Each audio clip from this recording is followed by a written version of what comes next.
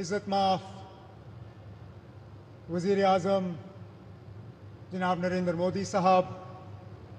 इज़्ज़त माफ़ rail minister जनाब अश्विनी वैष्णव साहब, इज़्ज़त माफ़ लेफ्टिनेंट गवर्नर जम्मू कश्मीर जनाब मनोज सिन्हा साहब, इज़्ज़त माफ़ MOS PMO doctor Jitendra Singh साहब, इज़्ज़त माफ़ MOS रेलवेज़ जनाब सोमन्ना साहब, इज़्ज़त माफ़ डिप्टी CM जम्मू कश्मीर जनाब सुरेंद्र चौधरी साहब, इज़्ज़त माफ़ मेंबर पार्लियामेंट जुगल किशोर साहब, इज़्ज़त माफ़ leader of opposition JNK assembly Sunil Sharma साहब, यहाँ पे आए हुए भाइयों बहनों बुज़ुर्गों, वज़ीर आज़म साहब, इसको किस्मत कहिए, मुकद्दर कहिए, बीच बीच में जब कभी रेल के कोई बड़े प्रोग्राम हुए तो कहीं ना कहीं मेरी खुशकिस्मती रही है कि उनके साथ मुझे जुड़ने का मौका मिला। पहली बार जब अनंतनाग रेल स्टेशन का इनॉग्रेशन हुआ उसमें, जब बानिहाल रेल टनल खुला उसमें, और मेरी शायद पहली हुकूमत का आखिरी प्रोग्राम ठीक इसी जगह आपके साथ 2014 में। और इत्तेफाक की बात यह है वज़ीर आज़म साहब कि उस प्रोग्राम में 4 लोग शामिल थे, 4 आज भी इस स्टेज पे आपके साथ बैठे हैं। आप उस वक्त पहली मर्तबा वज़ीर आज़म बने थे, इलेक्शन के ठीक बाद आप यहाँ आए और आपने माता की कृपा से यहाँ कटरा रेलवे स्टेशन का इनॉग्रेशन किया। उसके बाद लगातार 3 बार इलेक्शन जीत के आप वज़ीर आज़म इस मुल्क के बने रहे। आपके साथ आपके MOS PMO doctor Jitendra Singh साहब, वो भी उस प्रोग्राम में मौजूद थे। यहाँ तक कि हमारे माननीय लेफ्टिनेंट गवर्नर साहब मनोज सिन्हा साहब उस वक्त MOS रेलवेज़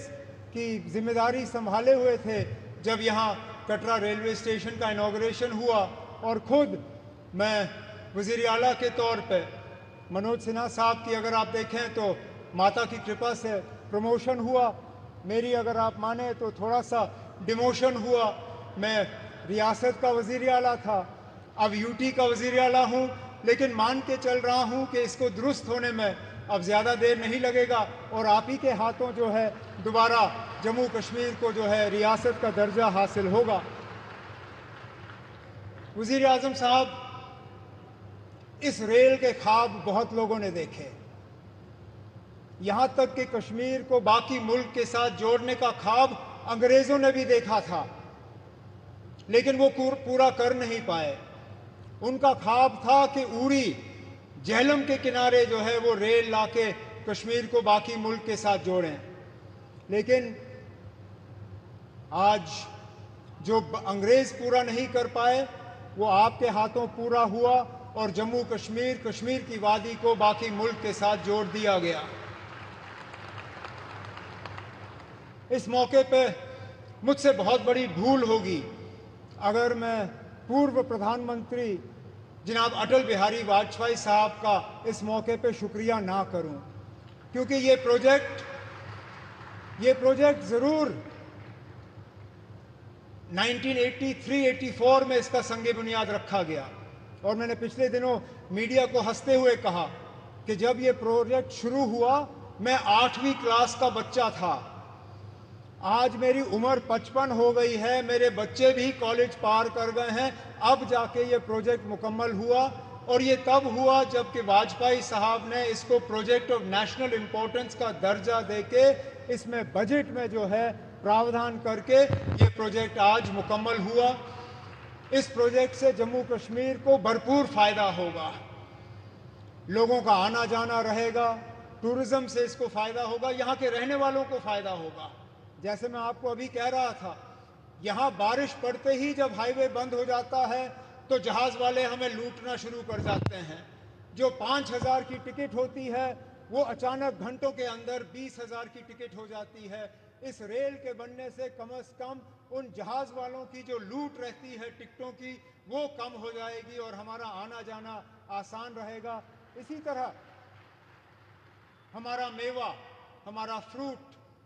कश्मीर के सेब, कश्मीर के चेरी, कश्मीर के और सारी चीज़ें जो हैं, मैं उम्मीद करता हूं कि अब रेल के ज़रिए मुल्क के बाकी मार्केटों में इनको पहुंचाने का काम होगा